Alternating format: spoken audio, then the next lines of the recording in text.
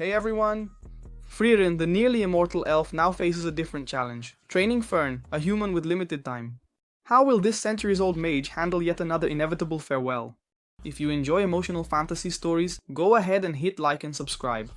Let's dive into this journey.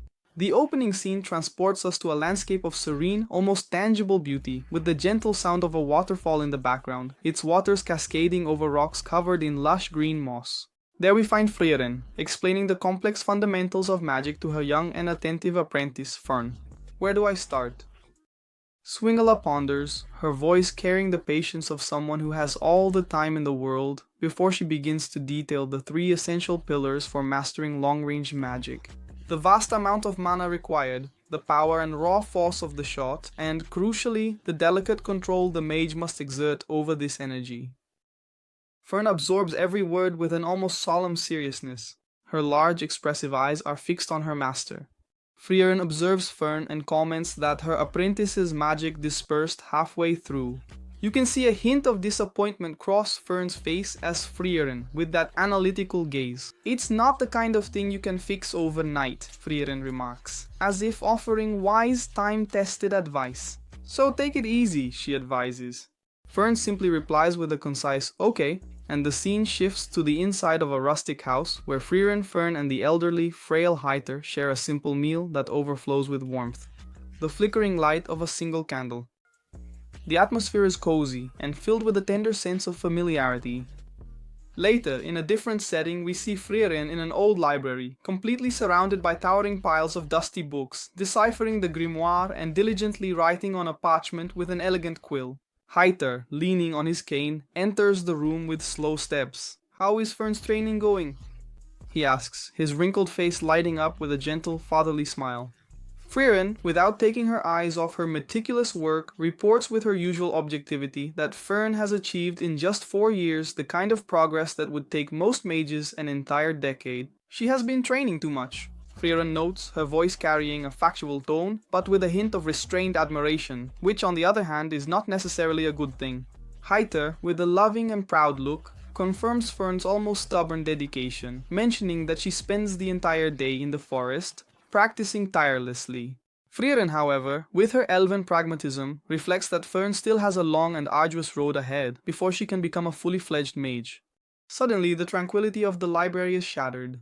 Heiter, with his health already weakened, falters and collapses heavily to the ground. The scene abruptly cuts to a dense, dark forest where a torrential rain lashes the landscape. Fern repeatedly tries to destroy a large, stubborn rock with her magic, but each attempt results only in weak impacts that don't even scratch the stone. Frieren appears at her side, her calm voice contrasting with the storm and Fern's agitation, and tells her to take a break, informing her that Heiter has had an accident, and that in time, she will succeed. Fern, her voice choked and trembling from the rain and emotion, bursts out in a scream that seems to carry the full weight of her anguish. With time isn't enough, because with time, Mr. Heiter will die. Her lament echoes through the forest, revealing the deep, visceral fear she feels for the health of her beloved guardian. A moving flashback transports us to Fern's painful past. We see a village completely devastated by war, smoldering ruins, and a scene of pure desolation. Fern, still a small and fragile child, is alone, dangerously close to the edge of a rocky cliff. Her empty eyes clearly contemplate the abyss and perhaps the end of her suffering. It is then that Heiter finds her.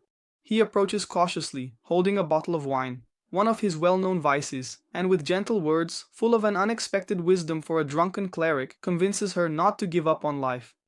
He takes her in, offering not only food and shelter, but also a glimpse of hope and purpose. Heiter mentions Himmel, the fallen hero, and his own regret for not having tried harder to truly understand him, to create and cherish more memories while he still had the chance.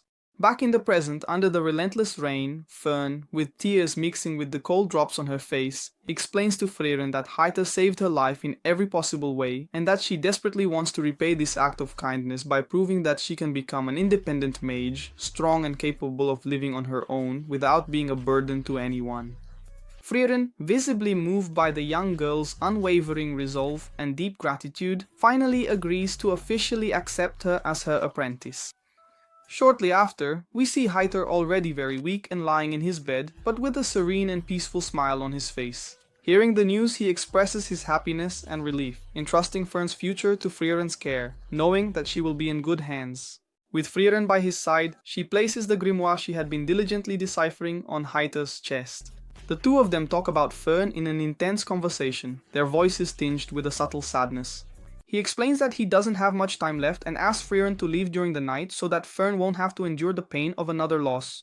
Frieren explains that Fern is prepared to live without him, but that Heiter should say goodbye to her properly in order to create as many memories as possible. The scene cuts and we see Heiter's simple funeral. Frieren, in a rare moment of vulnerability, pours wine over his grave, a silent gesture of farewell and respect. Frieren and Fern leave Heiter's small house, marking the beginning of their journey together. A new scene begins, indicating that 26 years have passed since Himmel's death. Frieren and Fern are in a pumpkin field, helping a farmer with the harvest. The atmosphere is one of almost rural tranquility, offering a glimpse into the everyday life of their travels. Fern, "We're done," says Frieren with her usual conciseness. The farmer, grateful for the magical help, gives them a reward, a small old scroll. Fern, ever practical, remarks that they've only been doing simple jobs lately. Frieren, with a slight shrug, replies that that's just the life of an adventurer, full of ups and downs and not always filled with grand battles. Fern, with the curiosity typical of her age, asks about the contents of the scroll. "Folk magic," Frieren explains, unrolling it.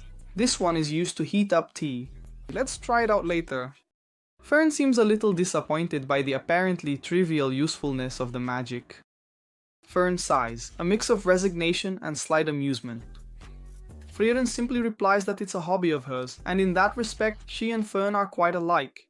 Fern, however, with her keen intuition, senses that Frieren's almost obsessive interest in all kinds of magic, no matter how useless they may seem, is different from her own. Further along their journey, they arrive at an ancient, dense forest, where an elderly lady, with a wise and somewhat melancholic air, leads them to a statue of Himmel, covered in thick moss and vines, almost completely swallowed by nature, a sign of how much time has passed since it was erected. "This is the place," says the lady, her gentle voice echoing through the stillness of the forest.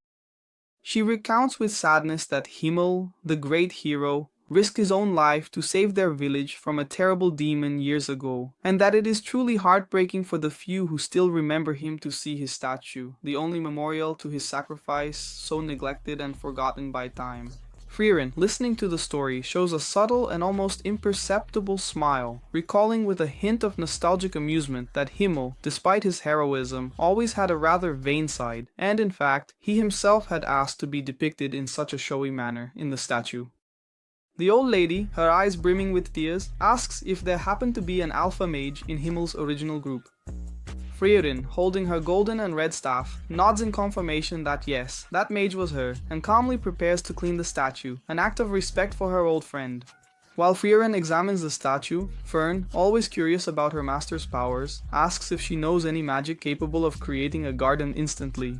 Frieren replies that yes, such magic does exist, and she recalls that once Himmel mentioned to her that there was a very beautiful flower in his homeland, and that this flower would be ideal for the garden, blue moon herb.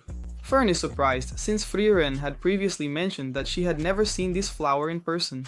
Frieren gets lost for a moment in distant memories. She comments that if they could find and analyze even a single petal of that flower, they could recreate the magic and make entire fields of it bloom again.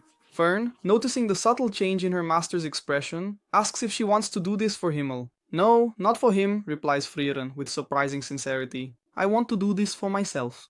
A brief but meaningful flashback shows us a young Himmel, with his characteristic blue hair, enthusiastically praising Frieren's various and sometimes peculiar spells.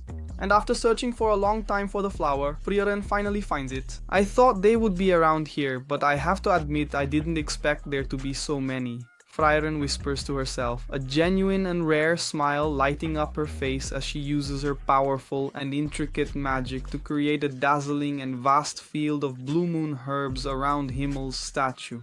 The flowers, a celestial and ethereal blue, seem to glow under the sunlight filtering through the trees. Fern is absolutely enchanted by the beauty of the scene. Frieren then, with a final touch of mischief and affection, creates a delicate crown of blue flowers and gently places it on the head of Himmel's stone statue. A simple gesture, yet full of meaning. And with this promise of a new journey, surrounded by flowers and memories, Frieren and Fern set off on this new adventure. What an adventure, huh? If you were moved to and want more, you know what to do. Smash that like button and subscribe so you don't miss episode 3, The Magic to Kill People. It's going to be amazing. Leave your comment below so I know you want me to continue this story to the end. A hug and see you next time.